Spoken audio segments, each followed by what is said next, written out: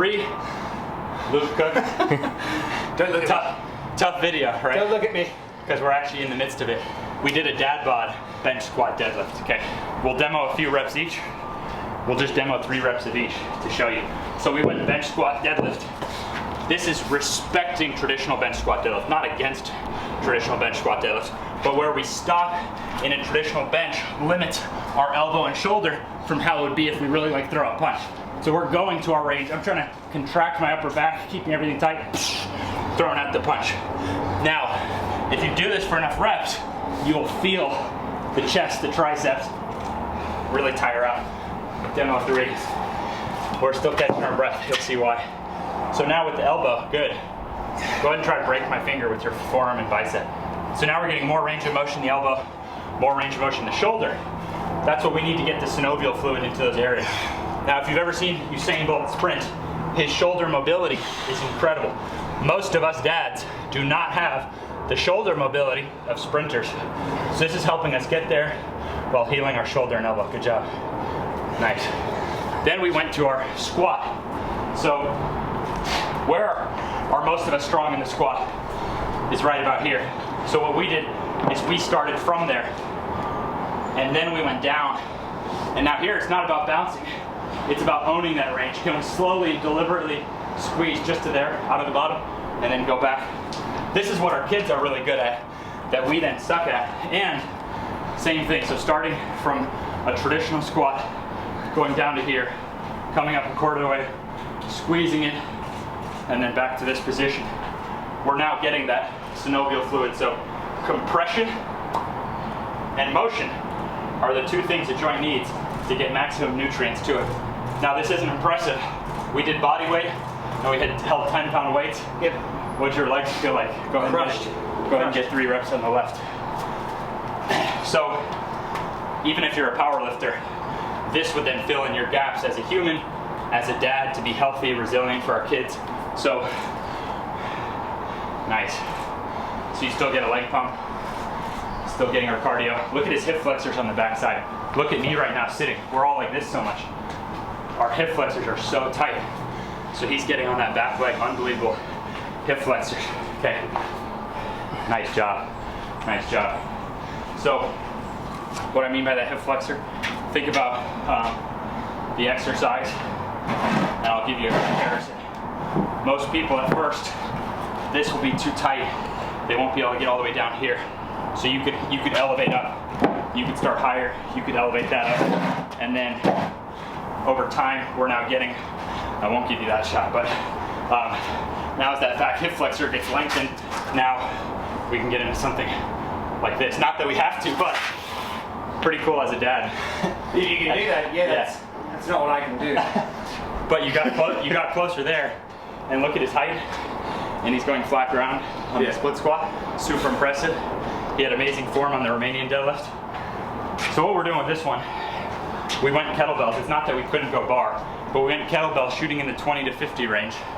A lot of NFL rugby players reach out to me with hamstring pulls, and I have them use dumbbell or kettlebell, so there's no ego, and they're thinking butt back, chest up to lengthen that hamstring, and then they're just pumping right there, dropping on it, pumping. So we were going up to 50 reps. That's why we're still out of breath. Yeah. So let's look at a form.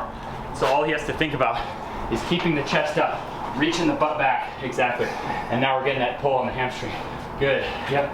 Keep reaching the butt back even further, there it is. Keep your knees a little straighter, just short of lockout, yeah! There it is. Good job, you just take a break.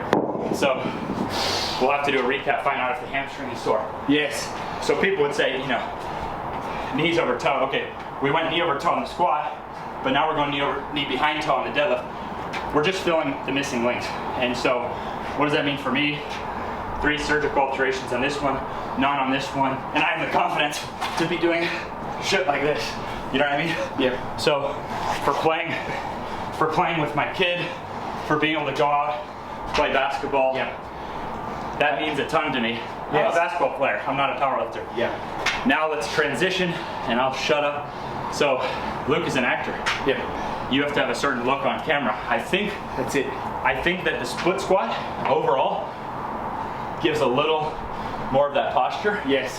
And I think those deadlifts could be pretty good. Me too. I think the push-up could be pretty good, but I would still add in, we work full range of motion pull-ups. Yep. And I wouldn't stop him from using the bar. Yep. I wouldn't stop him from doing more things that he wants to do. Yeah.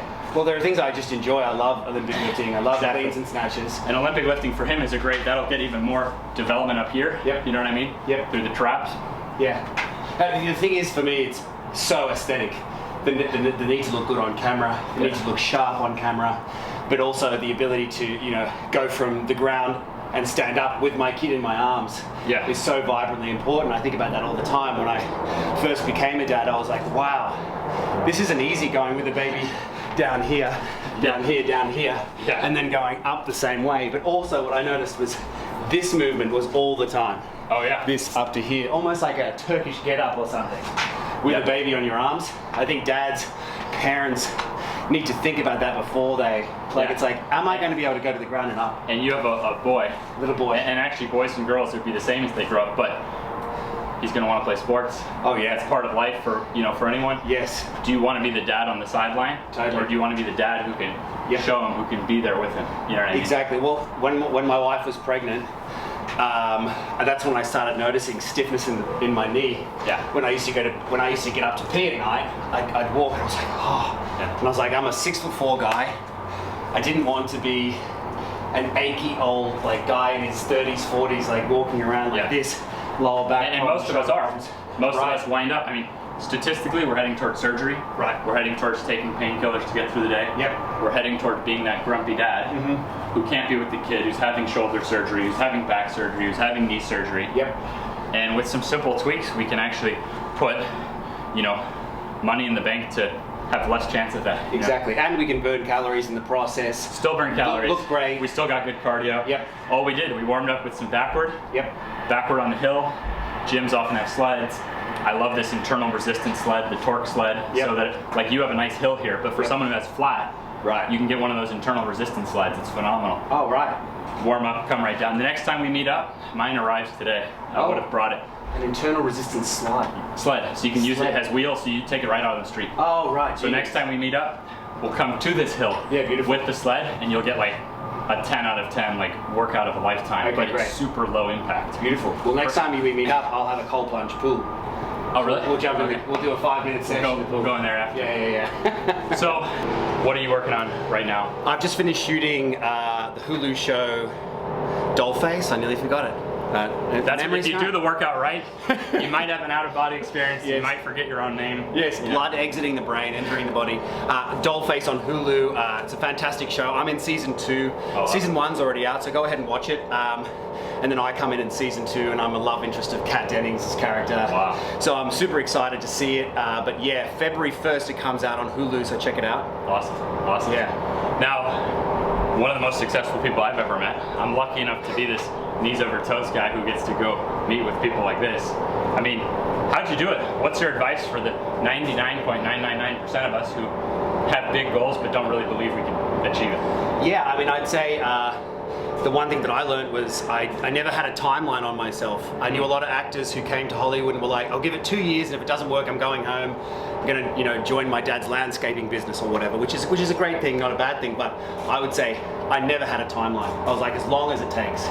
So 10 years auditioning with very, very little jobs at all.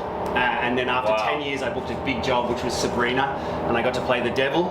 And that really launched me to the bottom of a different ladder, I say. So I'm still learning the lesson that I teach. The lesson that I teach is don't stop, keep going, don't give yourself a timeline, don't quit. And I'm still learning that all the time. Yeah. Well, I mean, you're still on the journey. I'm still on the journey. You have to still be on the journey. That's it. But look at the experiences you've had. Yep. You know what I mean? You wouldn't have had those. Absolutely.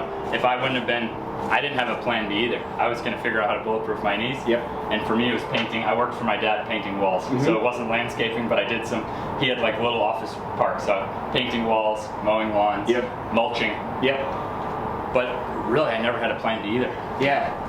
I was going to figure out how to bulletproof my knees and then help others do the same. Yeah. Yeah, that's it. So it's interesting, we wouldn't have had the experiences we've had I wouldn't trade it for anything either. Yeah. Yeah. No I way. bet you need that. Matt, how much did it mean to you after that you didn't just walk into it? You know what I mean? Yes. That your dad wasn't just an actor, that you got to just, you know what I mean? Yep. Like yep. my dad never touched the rim. You know, he had knee surgery. Right. So it's like, yes, exactly. that was kind of silly to think, oh, one day I'll dunk a basketball, and yeah. you know what I mean? Well, what they say is that the journey is more delicious than the goal.